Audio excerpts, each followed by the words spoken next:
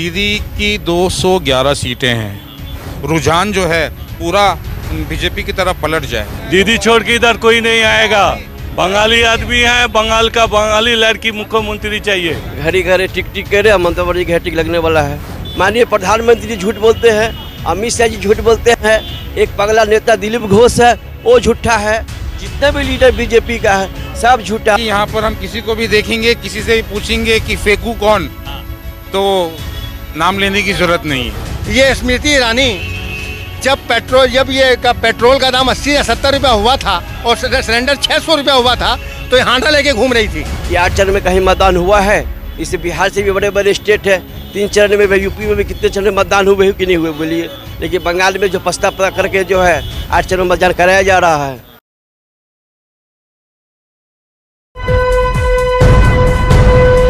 Live TV, सच सबसे आगे।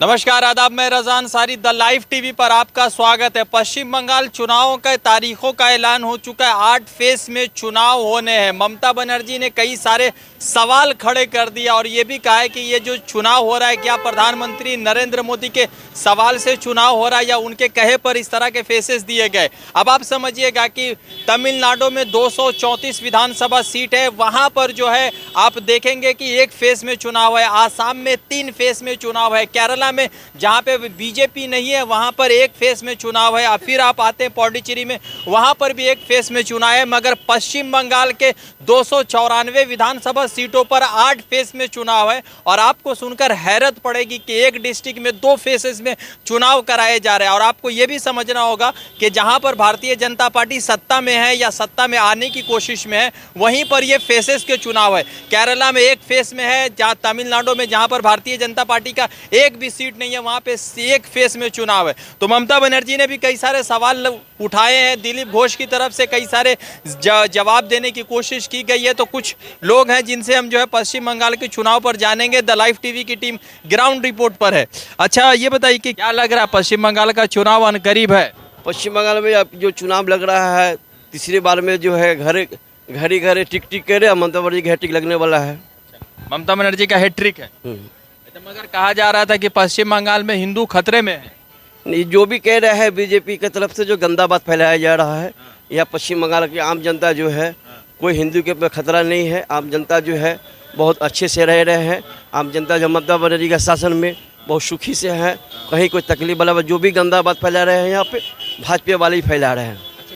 अच्छा, क्या लग रहा है कि इस पश्चिम बंगाल के चुनाव में दीदी वापस आ रही हैं? देखिए, दीदी की 211 सीटें हैं, ठीक है।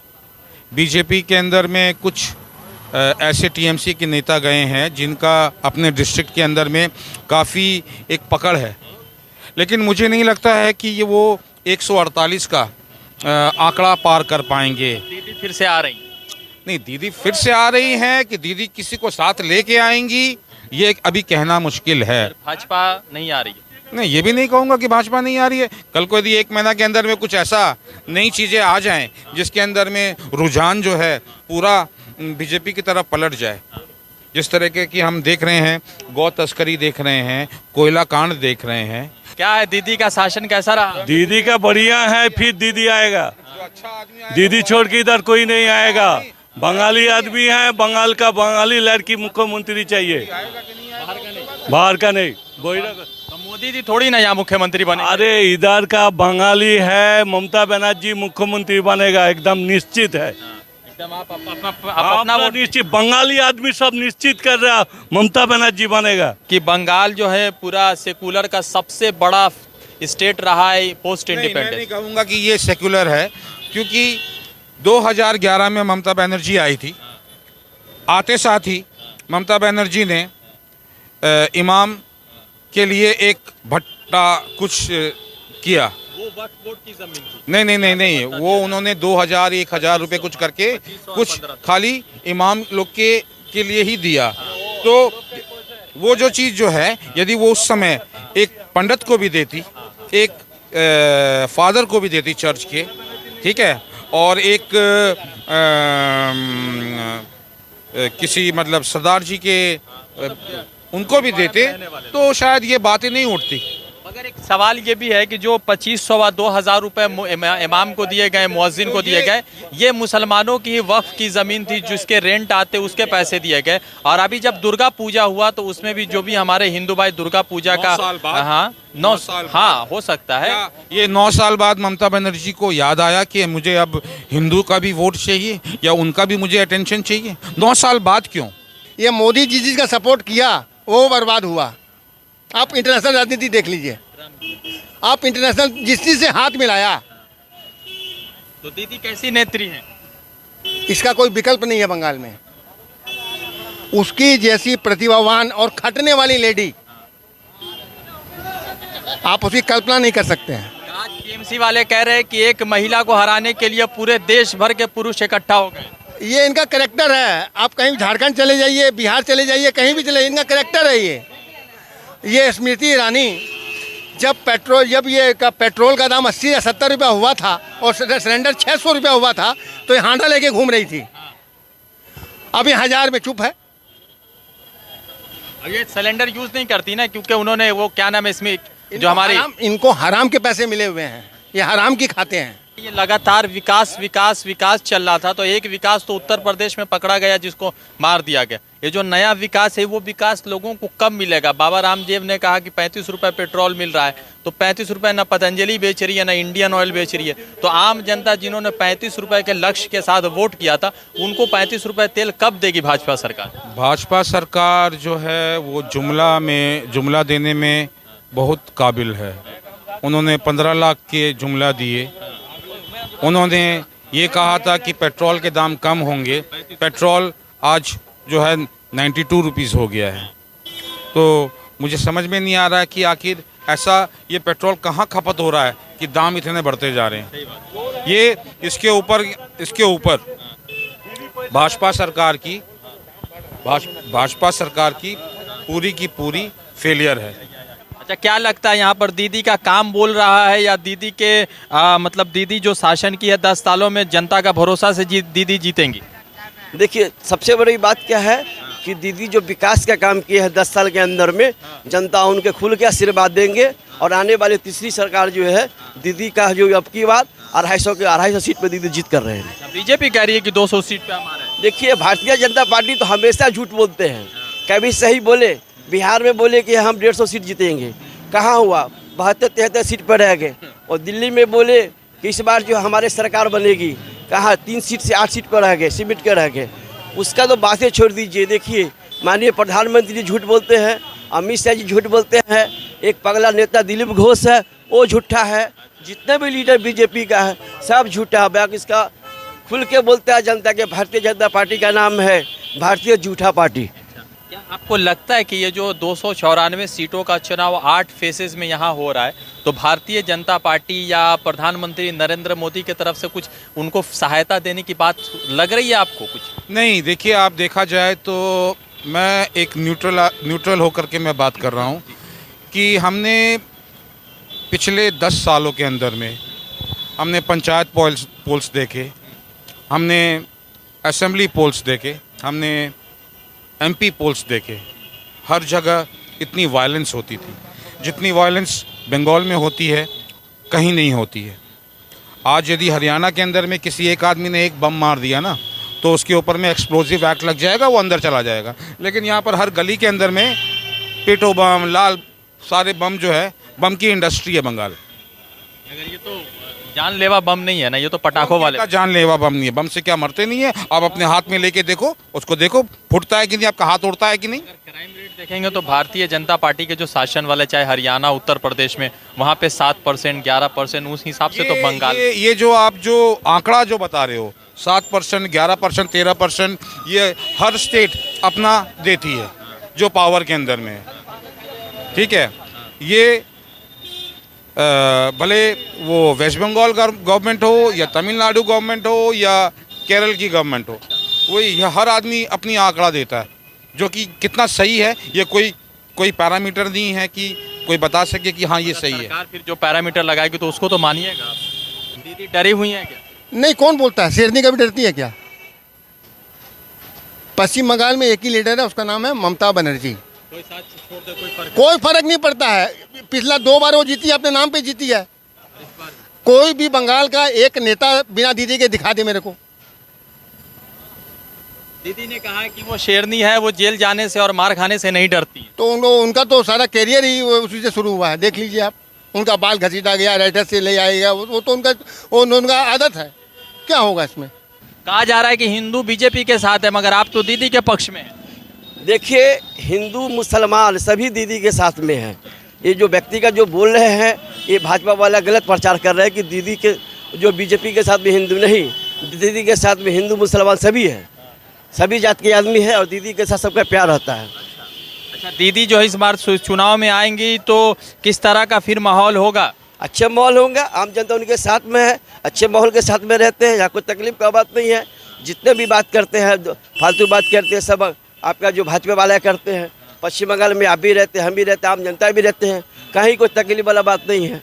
जब 2012-2011 में जब कांग्रेस की सरकार थी और 65 रुपये 70 रुपये तेल थे, तो लोग ऐसे हुड़कम मचा रहे थे, हुड़दंग मचा रहे थे, जैसे तेल जो है मनमोहन सिंह, सोनिया गांधी, राहुल गांधी अपने कुएं से निकाल रहे। आज जो है 2020 है और तेल 92 रुपये 94 रुपये चला गया। लोग प्रदर्शन भी नहीं कर रहे और ये स्मृति ईरानी भी प्रदर्शन नहीं कर रहे। हमारे देश का दुर्भाग्य है कि हम गलत चीज़ के ऊपर में अपोजिशन नहीं करते। हम अपोज करते हैं क्योंकि हम अपोजिशन में हैं।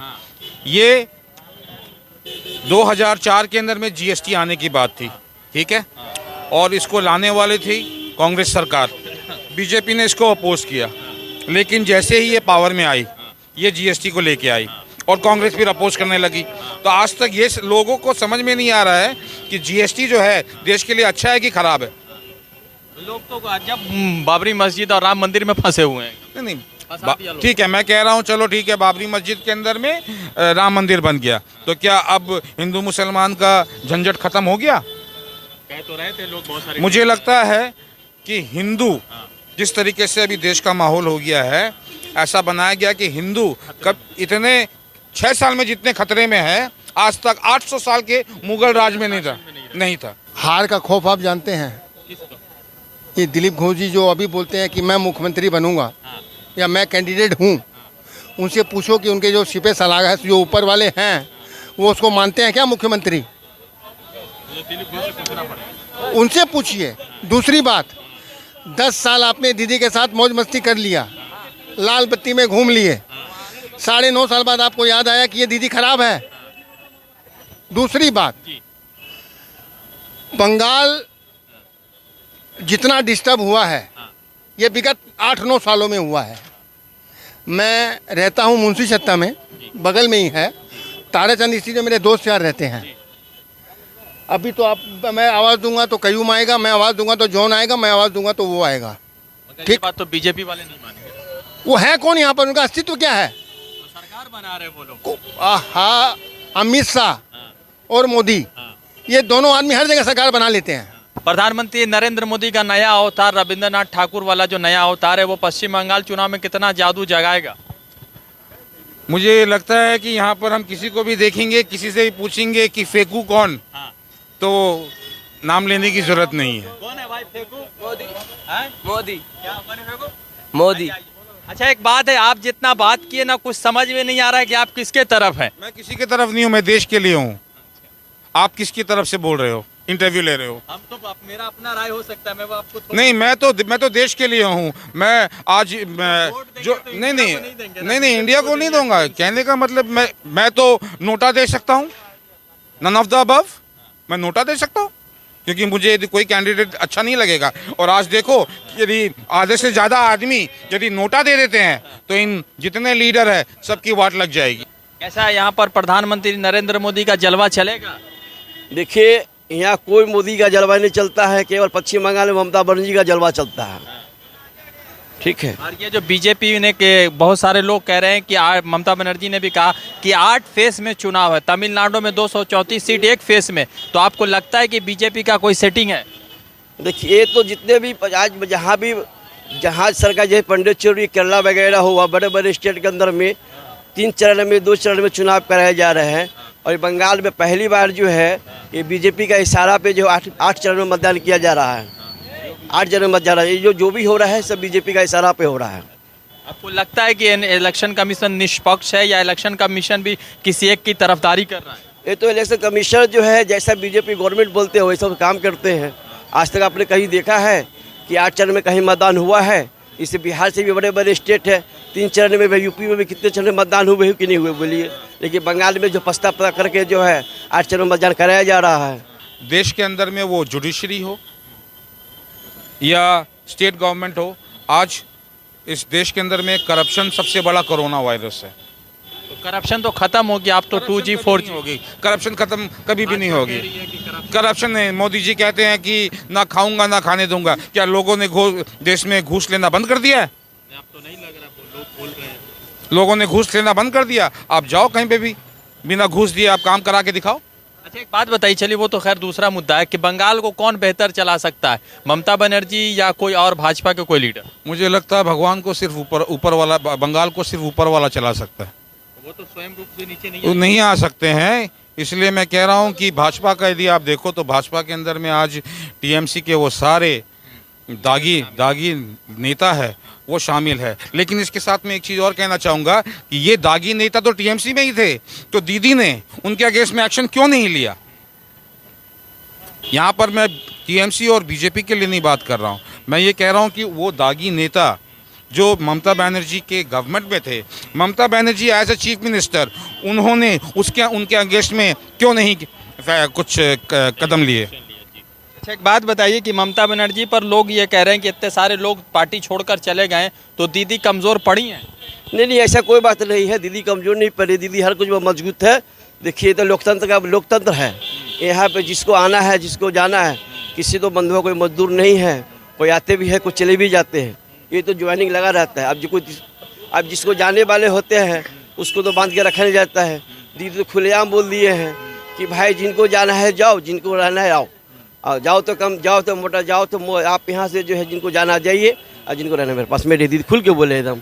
तो दीदी एकदम पूरे प्रचंड बहुमत के साथ। दीदी आप मेरा फ़ोन नंबर एड्रेस ले लीजिए, दीदी प्रचंड बहुमत से आ रही है। और इतने सारे लीडर छोड़ के चले गए। जहाज डूबता है चूहे पहले भागते हैं। और ये जो भाग रहे हैं सर, उनका आप रिजल्ट देख लीजिएगा। अच्छा, प्रधानमंत्री नरेंद्र मोदी पूरा जो है रविंद्रनाथ ठाकुर के अवतार में, तो वो उनको फायदा नहीं देगा? कुछ दिन पे वो नेपोलियन वाले रोल में आपको नजर आएंगे। हाँ, जो भागा था। तो उनकी बात आप छोड़ दीजिए।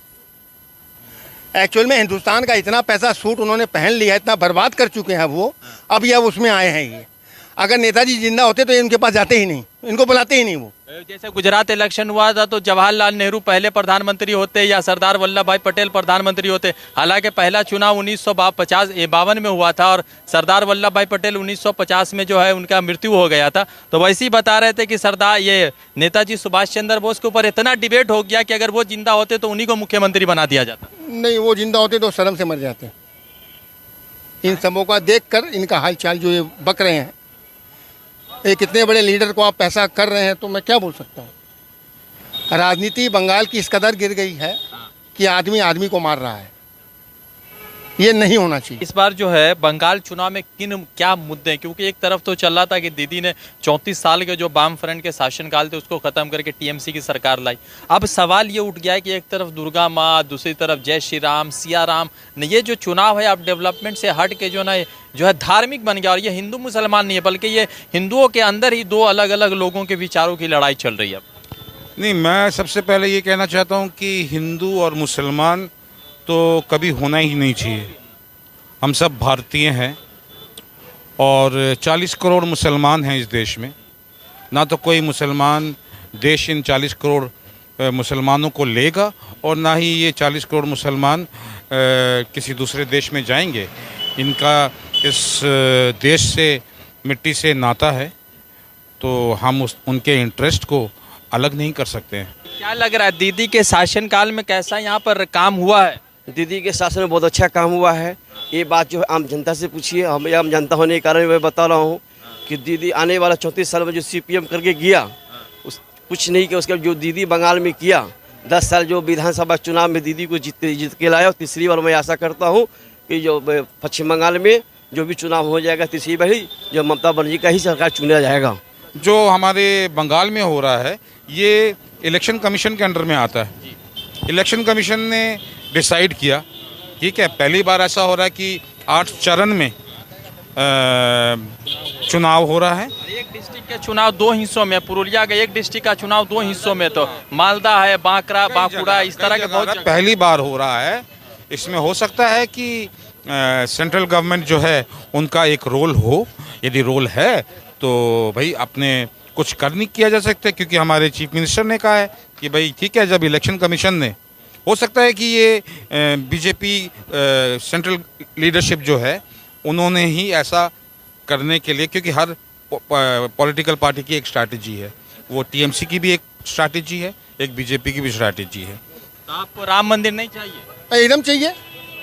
बीजेपी वाले तो ये बीजेपी डिफाइन करेंगे क्या कि मैं राम मंदिर को चुनूं? वही तो डिफाइन कर रहे हैं कि उनको करने दीजिए, वो आपका, वो उनका सोच है, मेरी सोच है। पश्चिम बंगाल का चुनाव चल रहा है। पश्चिम बंगाल के चुनाव को 8 चरणों में बांट दिया गया है। ममता बनर्जी की तरफ से लगातार सवाल उठाए जा रहे हैं, और जो सवाल है वो सवाल कई तौर पर कई सारे दूसरे पहलू को भी खोल रहे हैं। एक तरफ तो ये कहा जा रहा था कि पश्चिम बंगाल में चुनाव बहुत अहम है, तो दूसरी तरफ 8 चरणों में चुनाव को बांट दिया गया है। एक तरफ जो है दिलीप घोष अपने आप को बीजेपी का मुख्यमंत्री चेहरा बता रहे हैं, तो आम जनता की रिपोर्ट कुछ और है, सोशल मीडिया की रिपोर्ट कुछ और है, और मेन स्ट्रीम मीडिया की रिपोर्ट कुछ और रिजल्ट को दर्शा रहे हैं। मैं कुछ आम लोगों से बात कर रहा था, ग्राउंड जीरो पर रिपोर्ट कर रहा था। द लाइव टीवी के लिए कोलकाता से रजा अंसारी की रिपोर्ट। जुड़ते हैं दूसरे अपडेट के साथ, शुक्रिया। लाइव टीवी, सच सबसे आगे।